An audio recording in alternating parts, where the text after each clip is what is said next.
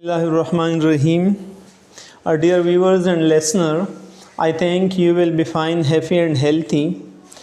Today we will begin the last tense of active voice and passive voice. That is future perfect tense. What tense we will begin today? Future perfect tense, active voice and passive voice. After that, the other three tenses, present perfect continuous tense, past perfect continuous tense and future perfect continuous tense. These three tenses doesn't change from active voice to passive voice. Totally the four tenses don't change from active voice to passive voice. Among them, three are the last one and one is future continuous tense. So these four tenses don't change from active voice to passive voice. So today we will discuss future perfect tense, active voice and passive voice. And inshallah tomorrow we will talk about the imperative sentences, active voice and passive voice. So you know, dear viewer, that future perfect tense mean पहले मुस्तकबल ताम और पहले मुस्तकबल मुकम्मल, यानी इसके आम तौर पर जो आइडेंटिफिकेशन है वो क्या है? चुका होगा, चुकी होगी, चुके होंगे या गया होगा, लिखा होगा, यही लिखी होगी, ये आखिर में आती है.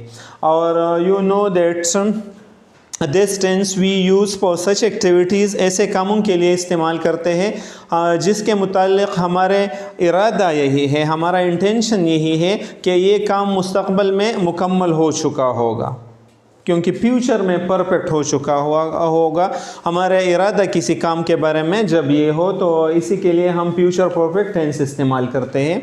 और इस टेंस को हमने तफसील से पढ़ा है. इसमें इमदादी अफ़ाल वेल हैव या शल हैव इस्तेमाल होती है और फ़ेल की तीसरी हालत इस्तेमाल होती है क्योंकि परफेक्ट टेंस है, और फ्यूचर के लिए वेल हैव या शल हैव इस्तेमाल होती है इस टेंस में. और जब हम इस टेंस को एक्टिव वॉइस से पैसिव वॉइस में तब्दील करते हैं तो beside the four common changes, चार जो आम चेंजेस हैं उनके अलावा इमदादी फेल इसमें will have been. Will have तो एक्टिव वॉइस में भी इस्तेमाल होते हैं इस टेंस में, लेकिन सिर्फ बीन और बेन का इस्तेमाल इसमें होगा. और चार आम चेंजेस कौन कौन से हैं? चेंज, हाँ, second verb, third form, pronoun change, addition of by. So beside these four changes, the auxiliary verb in this tense is been, will have been or shall have been. मिसाल के तौर पर पहला मिसाल हमारे साथ हमने लिखा है they will have written a letter, वो एक ख़त लिख चुके होंगे.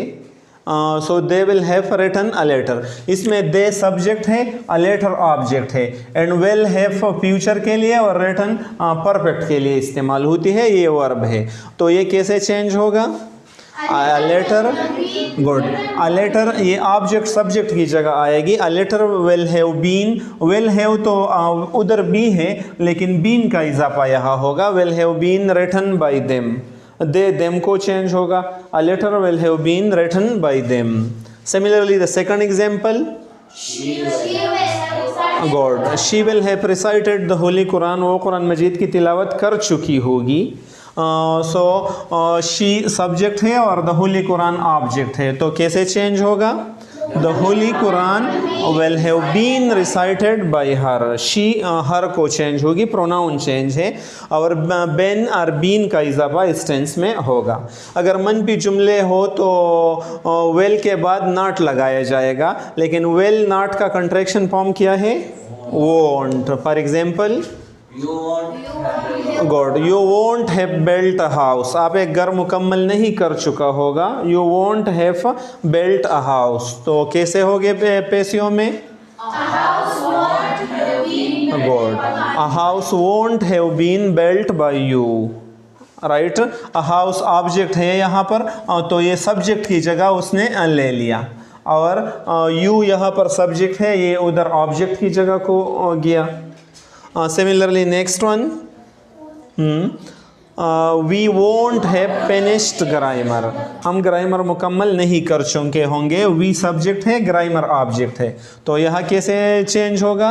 Grammar won't have been finished by us, तो यानी हम के ज़रिए से ग्रामर ख़त्म नहीं हो चुके होंगे किसी ख़ास वक्त में जब हम मुस्तक़बिल का बयान करते हैं, नेक्स्ट ईयर और टमारो और नेक्स्ट वीक एट्सेट्रा। सिमिलरली अगर सवालिया फ़िक्रा हो तो वेल फ़िक्रे के शुरू में होगा। मिसाल के तौर पर good, well he have bought a car, तो यहाँ पर हैव लगाएंगे, हैज़ नहीं लगाएंगे। जब एक इमदादी फ़ेल आ जाए तो दूसरा इमदादी फ़ेल फिर जमा इस्तेमाल होती है। वेल ही हैव, आम तौर पर ही के साथ हम हैज़ लगाते हैं, लेकिन यहाँ हैव लगाएंगे। इसकी वजह यही है कि जब एक इमदादी फ़ेल लग जाए तो दूसरा इमदादी फ़ेल फिर जमा लगाती है ग्रामर के रूल्स के मुताबिक। So will he have bought a car, so a car object है और ही सब्जेक्ट है। So will a car have been bought by him, या will a car have been bought by him, क्या वो एक car ख़रीद चुके होंगे, बाई बॉट बॉट। एंड अगर मनफी सवालिया जुमला हो, good, won't Ali have taken T, आम तौर पर अली के बाद तो हम हैज़ लगाते हैं, लेकिन चूँकि यहाँ एक इमदादी फ़ेल वेल इस्तेमाल हुआ है शुरू में, तो इसी वजह से यहाँ अभी दूसरा ऑक्सिलरी वर्ब प्लूरल में आएंगे। So won't Ali have taken tea, क्या अली चाय नहीं पी चुके होंगे, तो कैसा होगा, good, won't he have been taken by Ali, right. Won't he ये ऑब्जेक्ट सब्जेक्ट हो आ गया। और अगर नेक्स्ट WH क्वेश्चन है तो कैसे बयान करेंगे, why will they have returned the sugar, where will they have returned the sugar, when will they have returned the sugar। so कोई भी WH क्वेश्चन आप लगा सकते हैं। so ये why और well यहाँ पर भी सवालिया को शो करने के लिए फ़िक्रे के शुरू में इस्तेमाल होगा, और यहाँ पर भी शुरू होगा फ़िक्रे को सवालिया हालत शो करने के लिए इस्तेमाल होगा। so why will they have returned the sugar, सो कैसे चेंज होगा, why will the sugar have been returned by them or have been returned by them। और अगर WH और मनफी सवालिया हो तो कैसे होगा, good, why won't you have sold the TV, आप और मखसूस टीवी क्यों फ़रोख्त नहीं कर चुका होगा अगले हफ्ते, अगले महीने, या जो भी आप कहे, तो कैसे चेंज होगा, good, why won't the TV have been sold by you next month। अगर यहाँ हम नेक्स्ट मंथ आखिर में लगा ले तो नेक्स्ट मंथ उधर भी लगा लेते हैं। अगर टमारो लगा ले तो टमारो उधर भी लगाएंगे। अगर द डे आफ्टर टमारो किसी भी फ्यूचर टाइम एक्सप्रेशन लगा ले, मुस्तक़बिल का कोई भी वक्त लगा ले, तो वह उधर भी लगा लेते हैं, राइट।